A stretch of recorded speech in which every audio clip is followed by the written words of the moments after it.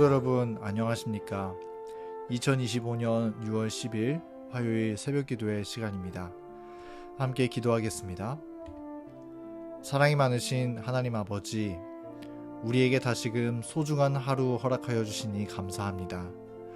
오늘 하나님의 은혜를 힘입어 주님께서 우리 각자에게 맡겨주신 사명을, 그 사랑의 일들을 우리 주님 바라보며 잘 감당할 수 있도록 인도하여 주시옵소서. 우리의 심장과 폐부를 살피시는 하나님 앞에 우리의 마음을 내어드리기를 원합니다. 주님께서 말씀의 능력으로 저희 마음을 다듬어 주시고 꼴지어 주셔서 주님의 보혈을 힘입어 살아갈 수 있도록 함께하여 주시옵소서. 이 새벽 기도 시간 성령 하나님 함께 해주시기를 간절히 바라오며 예수님의 이름으로 기도드립니다. 아멘. 오늘 화요일 새벽 시간 함께 나눌 말씀의 제목은 헌신의 양보다 중요한 것이라는 제목입니다. 함께 본문 말씀 잠언 21장 2절의 말씀을 읽겠습니다. 사람의 행위가 자기 보기에는 모두 정직하여도 여호와는 마음을 감찰하시느니라. 아멘. 오늘도 부조와 선지자 73장의 본문 말씀으로 다윗의 인구조사에 대한 이야기 가운데 묵상하게 되는 한 가지 교훈을 함께 살펴보고자 합니다. 다윗은 그의 말년에 이스라엘의 인구를 조사하는 일들을 했습니다. 다윗이 인구조사를 행한 목적은 군사를 징집하여서 그가 아직 왕위에 있을 동안에 더 많은 정복 활동을 펼침으로 이스라엘이 더 잘되고 힘있게 되기를 바라는 목적이었습니다. 다윗은 바라기를 다른 어떤 나라보다 여호와 하나님을 믿는 이스라엘이 더 빼어나고 더 부강하며 더 축복받는 모습을 갖춘 나라로 나타내 보이고 싶은 마음이었을 것입니다. 한 국가의 군주라면 누구나 꿈꾸는 부국 강병을 다윗도 꿈꾸었던 것입니다. 한 나라가 성공하고 번영하는 것은 참 좋은 일입니다. 그것 자체가 나쁜 것은 아닙니다. 하나님께서는 성경에서 당신을 믿는 자들에게 성공과 번영의 축복을 허락해 주셨습니다. 하나님은 성경에서 주님의 말씀을 따라 행하는 자들이 다 형통할 것이라고 약속하셨고, 또 하나님은 직접적으로 이스라엘에게 약속해 주시기를 여호와께서 너를 머리가 되고 꼬리가 되지 않게 하시겠다고 분명히 말씀하셨습니다. 그리고 성경에 있는 많은 믿음의 선조들, 아브라함, 이삭, 야곱과 같은 사람들은 하나님께 복을 받음으로 성공과 번영의 축복을 누리기도 하였습니다. 그러므로 성공하고 번영하며 그 길이 형통하게 되는 것은 하나님이 우리에게 주시는 축복의 일부입니다. 그러나 다윗이 꿈꾸었던 성공과 번영은 주님의 책망을 받았습니다. 성경은 하나님께서 이 일을 악하게 여기셨다고 기록합니다. 하나님께서 왜 다윗을 책망하셨을까요? 겉으로 보기에는 하나님 나라의 안녕을 구하는 것 같아 보이고 이스라엘의 잘됨을 바라는 것 같아 보였지만 인구조사를 한 다윗의 동기는 순수하지 못한 것이었기 때문이었습니다. 다윗은 이 인구조사의 과정을 통해서 하나님이 아닌 나를 높이려 했습니다. 그리고 이것을 통해서 하나님이 허락해 주시는 번영의 축복을 자기 힘으로 이루어서 마치 지금까지 받았었던 모든 축복이 하나님이 아닌 다윗의 공로 때문인 것으로 보이게 될 수 있는 상황이 되었던 것입니다. 겉으로 보기에는 훌륭한 일을 위하여 하는 것 같아 보였을지라도 동기가 순수하지 못했기 때문에 그의 인구조사는 하나님의 책망을 받게 된 것입니다. 그리고 이러한 동기를 가지고 실시했었던 인구조사는 여러 가지의 부작용을 포함하고 있었습니다. 부조와 선지자의 말씀입니다. 이 일은 이미 왕과 백성 양편이 다 지나치게 자신들을 믿는 마음을 갖고 있었는데 그것을 더욱더 조장하게 될 것이다.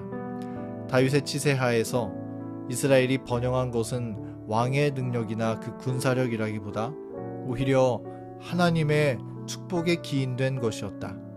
그런데 그 나라의 군사력을 증가시키는 것은 인근 민족에게 이스라엘 백성이 신뢰하는 것은 여호와의 능력이 아니라 그들의 군대라는 인상을 줄 것이다. 계획된 병적 등록은 많은 불만을 일으켰고, 따라서 이전에 개수에 동원했던 제사장과 장관들 대신에 군대 장교들을 고용해야 할 필요가 있다고 생각되었다. 이 일의 목적이 직접적으로 신정의 원칙에 배치되었다. 우리 이 말씀을 보면 다윗이 행한 인구조사는 여러 가지의 부작용이 있었음을 이해할 수 있습니다. 먼저 이스라엘 전체가 지나치게 자신을 의지하는 마음, 하나님이 아니라 자신의 수고를 기리는 마음을 갖게 되었고, 또 이스라엘과 관계를 맺고 있는 주변 이방 국가에게도 이스라엘의 번영은 하나님 때문이 아니라 그들의 힘 때문이라는 인상을 전하게 되었으며, 그리고 이 인구조사는 직접적으로 신정의 원칙에 위배되는 일을 행한 것이었다고 말씀하고 있는 것입니다.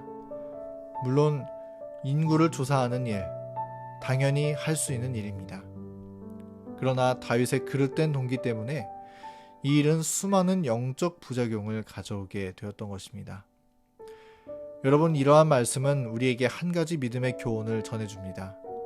그것은 무엇이냐면, 아무리 사람의 눈에 보기에 좋아 보이는 일일지라도 그것을 행하는 마음속 동기가 순수하지 못하다면 그것은 허황된 것이며 오히려 믿음의 퇴보를 가져오는 일이 될 수 있다는 것입니다.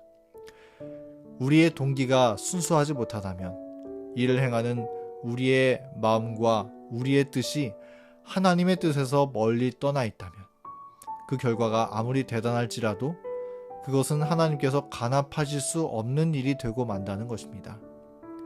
그래서 이러한 말씀의 교훈은 또한 우리의 헌신을 되돌아보게 만듭니다. 우리는 교회에 다니고 하나님을 섬기며 많은 헌신을 주님 앞에 드립니다. 때로는 헌금을 통해서, 또 여러 가지 봉사의 일을 통해서 교회를 섬기는 일에 우리는 힘쓰며 살아갑니다. 그리고 때로는 그러한 헌신으로 말미암아 많은 일들을 이루고 사람들의 칭찬을 받기도 합니다. 그런데 만약에 우리의 헌신이 순수하지 못한 동기에서 이루어진다면, 하나님을 높이고 주님의 영광을 위해 하는 것이 아니라 나를 높이고 나의 만족을 위해 하는 일이라면, 그러한 헌신은 아무리 많은 성공을 이룬다 할지라도 하나님께서 기뻐하시는 일이 되지 못한다는 것입니다. 그래서 성경은 이렇게 말씀하고 있습니다. 사람의 행위가 자기 보기에는 모두 정직하여도 여호와는 마음을 감찰하시느니라. 또 사무엘상 16장 7절은 이렇게 말씀합니다. 사람은 외모를 보거니와 나 여호와는 중심을 보느니라. 여러분, 우리의 행위가 사람들이 보기에 아무리 그럴싸해 보일지라도, 우리 눈에 보기에 다 괜찮아 보인다 할지라도 우리의 마음을 감찰하시는 하나님께서, 우리의 중심을 보시는 주님께서 우리의 동기를 읽고 계시다는 사실을 우리는 기억해야 할 것입니다. 그러므로 우리는 어떠한 일을 하기에 앞서서 기도를 통해 하나님의 뜻을 구하고, 또 그리스도의 십자가의 보혈로 우리의 마음을 정결하게 씻는 묵상의 과정이 필요한 것입니다. 그렇게 할 때 우리의 헌신의 양이 비록 부족하다 할지라도 하나님께서 우리의 마음속 동기를 보시고 함께 하시며 복을 더해 주실 것입니다.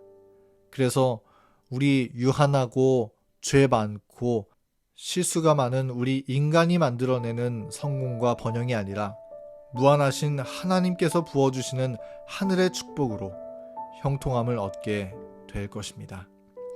사랑하는 성도 여러분, 우리 하나님 앞에 헌신하기를 정결한 신부와 같은 마음으로, 순수한 마음과 순수한 동기를 가지고 주님을 섬김으로 주님이 약속하신 크신 축복을 누리는 저와 여러분 되기를 간절히 바랍니다.